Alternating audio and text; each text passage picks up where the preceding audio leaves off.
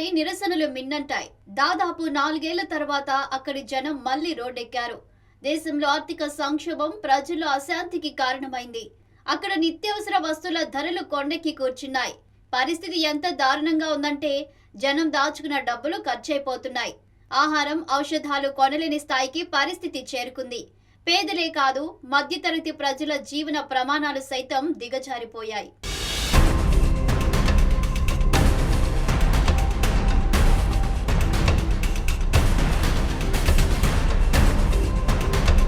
America dollar విలువతో పోల్చితే Iran currency Riyadh విలువ సగానికి పడిపోయింది.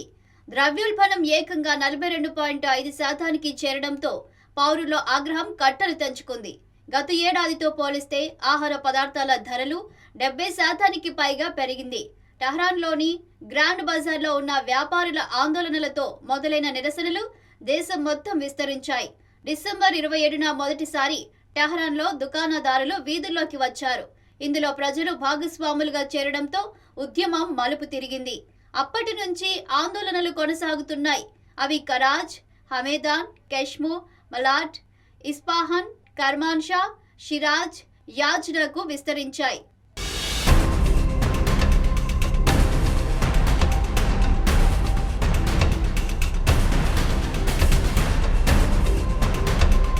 ఇరాన్లో 2022 తర్వాత జరిగిన అతిపెద్ద నిరసనలు ఇవే.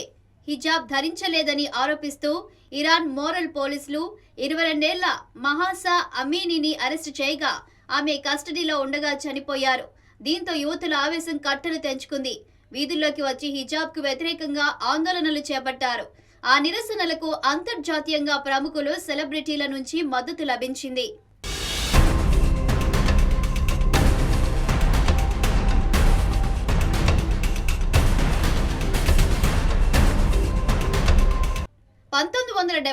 లో ఈ గ్రాండ్ బజార్లో మొదలైన సమ్మె దేశంలో ఇస్లామిక్ విప్లవానికి దారితీసింది. రాజరికాన్ని పెకిలించి వేసింది. ఇప్పుడు మరోసారి అక్కడి నుంచే నిరసన మొదలు కావడంతో కలకలం రేపుతోంది. 10 విశ్వవిద్యాలయాల విద్యార్థులు ఆందోళనల్లో పాల్గొంటున్నారు. ప్రభుత్వానికి వ్యతిరేకంగా నినాదాలు చేస్తున్నారు. నియంతలకు మరణశిక్ష విధించాలని డిమాండ్ చేస్తున్నారు.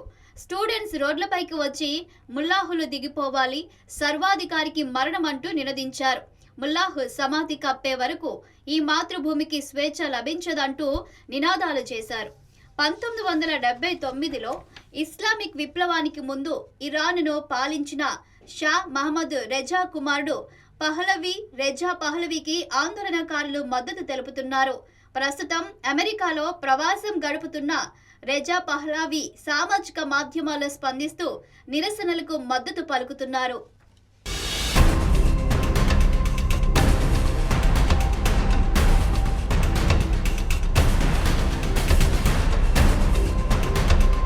ప్రజా ఆందోళనలు తీవ్రతరం అవుతుండటంతో ఇరాన్ ప్రభుత్వం వాటిని ఉక్కుపాదంతో అణిచివేస్తుంది.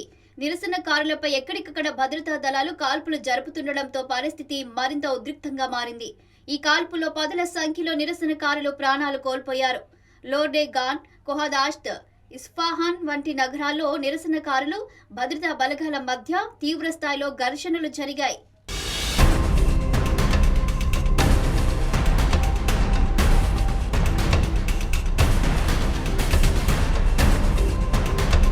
పరిస్థితి చేజారుతుండటంతో ఇరాన్ ప్రభుత్వం అప్రమత్తమైంది. ఒకవైపు నిరసనలను అణిచివేస్తూనే ఇంకోవైపు చర్చలకు సిద్ధమని ప్రకటించింది. వర్తక సంఘాల ప్రతినిధులతో నేరుగా చర్చిస్తామని ఇరాన్ అధికార ప్రతినిధి ఫాతిమా మెహజ్జరానీ ప్రకటన చేశారు. అయితే చర్చలకు నిరసనకారుల నుంచి స్పందన రావడం లేదు. అటు ఉద్యమాన్ని అణిచివేయడానికి కొన్ని ప్రాంతాల్లో ఇంటర్నెట్ సేవలను కూడా నిలిపివేసింది. అలాగే శాంతి భద్రతలకు విఘాతం కలిగిస్తున్నారనే ఆరోపణలపై 10ల సంఖ్యలో అనుమానితులను అదుపులోకి తీసుకుంది. దేశంలో జరుగుతున్న ఆందోళనల వెనుక విదేశీ నిఘా సంస్థల పాత్ర ఉందని ప్రభుత్వ వర్గాలు ఆరోపిస్తున్నాయి.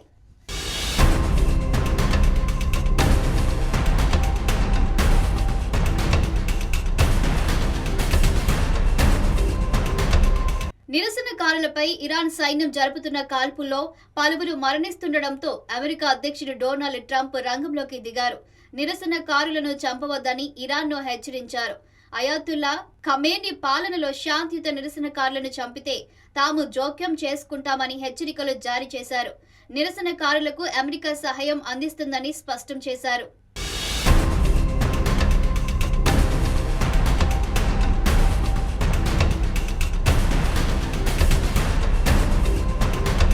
దేశంలో ఆందోళనల నేపథ్యంలో central bank governor Mohammad Reza ఫర్జీన్తో ప్రభుత్వం రాజీనామా చేయించింది. ఆయన స్థానంలో ఆర్థిక శాఖ మాజీ మంత్రి అబ్దుల్ నాజర్ హెమ్మతిని నియమించింది. అధ్యక్షుడు మసౌద్ పెజెష్కియాన్ నేతృత్వంలోని కేబినెట్ ఆయన నియామకానికి ఆమోద ముద్ర వేసింది. వాస్తవానికి ఆర్థిక మంత్రిగా ఉన్న 68 ఏళ్ల హెమ్మతిని 2024 మార్చిలో పార్లమెంటు తొలగించింది.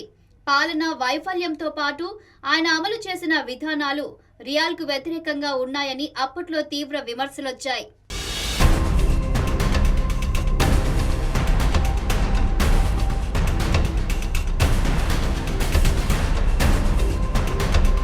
ఇరాన్ ప్రస్తుతం దారుణమైన కరెన్సీ సంక్షోభాన్ని ఎదుర్కొంటుంది. అమెరికన్ డాలర్తో పోలిస్తే ఇరాన్ కరెన్సీ రియాల్ విలువ రికార్డు స్థాయిలో పడిపోయింది. $1కు సుమారు 14.2 లక్షల రియాల్స్కు పైగా చెల్లించాల్సి వస్తుంది. ఈ కరెన్సీ పతనం కారణంగా ద్రవ్యోల్బణం 42% పైగా పెరిగింది. 2015లో $1 విలువ 32,000 రియాల్స్గా ఉండేది. 10 ఏళ్లలో అది ఊహించినంతగా దిగజారింది. 2022లో ఫర్జీన్ బాధ్యతలు చేపట్టిన సమయానికి అది 43,000 వద్ద ఉండేది. ఈ 3 ఏళ్లలో రియాల్ విలువ భారీగా పడిపోయింది. ఇరాన్లో ఒక సగటు ఉద్యోగి నెలకు $100 సంపాదిస్తారు. ఈ సొమ్ము కేవలం అతి సాధారణ ఆహారం కొనుగోలుకే సరిపోతాయి. 2026 బడ్జెట్లో పన్నును ప్రభుత్వం 62% పెంచింది. దీంతో పాటు ద్రవ్యోల్బణం అంచనాను 50%గా పేర్కొంది.